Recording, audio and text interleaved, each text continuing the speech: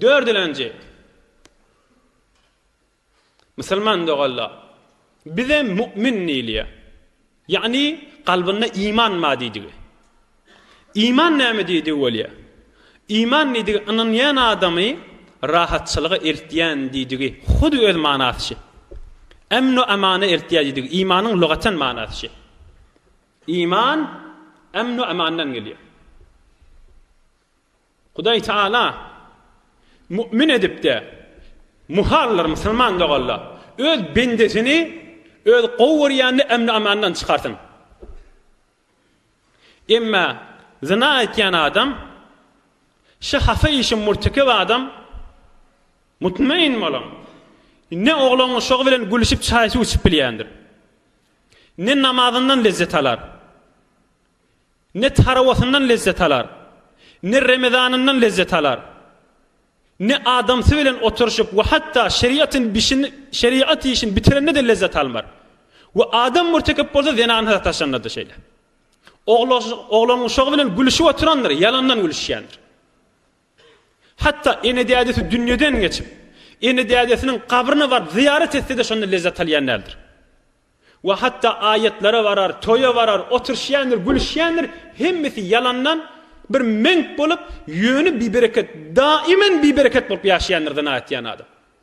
Hemişe gülüşip oturanlar dostlar bilen yalandandyr. Edil bir igni urlara bir adamy öldürjek bolup ya merid etjek bolup, şu umrunyň şu durşy daimen bir bereketdir. Ve şeýli bir bereketlik bilen kabra barmaly. Kabrdäki gün menenni geçirmeli, kıyamaty da ursuwa bolmaly. Şeýli bir biýawryçylyklardan mubtala bolmak. Hi boljak zatmy, imanyň içindäki adam fikri harap bolup, ol hafiş etýän adam bir hyýal hoş ýaşamaly bolamaz. Hiç wagtda bolamaz. Meger Allah Taala etjekmi onu? Ne hergiz şenidim der umri hiç ki betmartra niki amet bepiş. Qızılın suwulen yazıp koymaly şeş. Beyt. Mene häzir umrumda eştemak diýipdir. Teleke bolupda alynyň gowy çyksyn, hoş ýaşasyn bolamaz. Ne hergiz şenidim der umri hiç ki betmartra niki amet bepiş. Teleke bolmaly, hafa iş etjek, yine hoş ýaşajak bolmaz. Peygamberimiz näme diýipdir bu barada? Her aýdan kefmidi peýgamberiň aýdan kefi bilen taýid ederdik. وَلَا ظَهَرَتِ الْفَاحِشَةُ فِي قَوْمٍ إِلَّا سَلَّطَ اللّٰهُ تَعَالَى عَلَيْهِمُ الْمَوْتِ.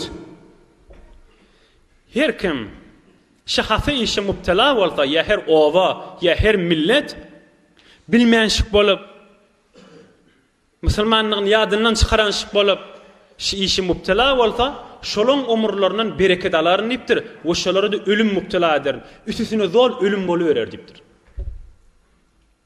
Üstüne faqat ölüm bolar, ölmeýäniň de bereketi bolmaz diýipdir.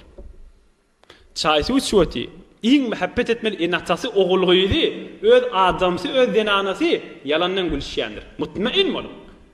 Dogrusyny aýtýandan soraň hawa diýer. Eger yok, men onu da hoşyan, olan şomen gülüşyan nise ağlayandır. Qat'an ağlayandır. Çon Huda yo peygamber ağlamaya. Hiç zattan lezzet almar. Namaz okuyup durandır, bir lezzettir. Olan şoğven oturandır, bir lezzettir. Ziyarete var yandır, kabra var yandır, bir lezzettir. Ayda cımğa var yandır, lezzet yoktur. Çaysi uçu oturandır, lezzet yoktur. Her yerik barsın bir hacca gitsin bir lezzettir. O da halka ziyaret et, keyif et gitme, bir yalandan gidip verendir. Hem adı bir berekettir. Daimen. Ve şu bir bereketlik bilenle işte münker nekir perişte taşımalı. Ve kıyamette de turmalı. Nämesinde gönenmek başım. Nämesinde şun hoşluk ba. Yiresinde saadet başım. Hiç yerine hoşluk yoktur. Bir sual gelýär. Men bir jawan oglan, men bir jawan denana, men bir jawan gelin. Bazarın hafalygyny görýän, fikrin harap, bir wakyýet zat. Häzir özüm öýlenemek, şähwetim göwüne geçmegin. Bir görýän bir güllä fikrin harap bolýar. Hop şeytan vesvese diye zina etsen, şoň ýygyna düşsen fikrin rahat bolar diýip. Şo taada bir zady fikret. Bir zady fikret eýleň şo taada. Awwelena mutmain bolan jawan dostlar. Huda için, Peygamber için, kıyametimiz için gow hewasyňyzy jem edin. Şo wagtga her jere fikrin harapda bolsa, her jere dagunna bolsaň, şo fikrin haraplygy we şo dagunlygyň gowudur. Zina edenden soňramky gelýän fikrin haraplygyndan.